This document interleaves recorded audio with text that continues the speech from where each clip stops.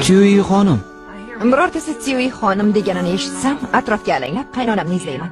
Meni en yoki oyi deb chaqiraver, ixtiyoring. Mumkin bo'lsa bir narsani olishga yordam bera olmaysizmi? Nimani? Haydovchilik guvohnomasini. Uni nima qilasan? Mashinang yo'q-ku baribir.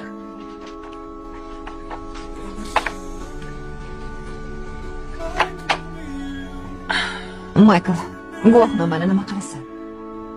Unga ismim yoziladi. Tizimda Michael Orr ismli odam yo'q. Ehtimol familiyasi boshqachadir. Michael hozir biz bilan yashaydi. Istasangiz kerakli hujjatlarga o'zim imzo qo'yib beraman. Zarur to'lovlarni amalga oshiramiz. Bo'ladimi? Kechirasiz.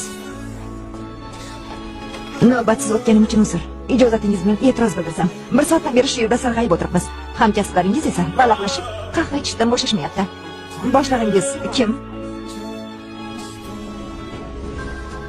Shunaqami? Qarab turing, sharmandangizni chiqaraman. Bunga shubham yo'q. Maqsadga o'ting. Uning navbati. Yo'q, bemalol qulog'im sizda. Meni ham. Iltimos, piching qilmang. Xonim, tezroq maqsadga o'ting. Yo'qsa kechgacha kutib qolasiz. Xo'sh, gapiring. Bola asrab olmoqchiman. Parvardigor, o'sha bechora bolani o'zing qo'lla.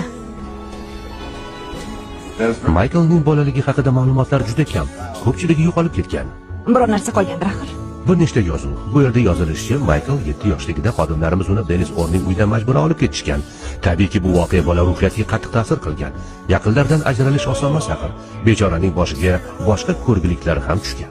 Onasi hozir qayerda? Bilmasam. Mabodo topsangiz, bizga ham xabar berarsiz. Nechta bolasi bor o'zi? Kamida 10 ta. Yana bilmadim. Giyohvand odamning xayoli sal parishonroq bo'ladi. Hammasini eslolmasa kerak. Ko'rsam bo'ladimi?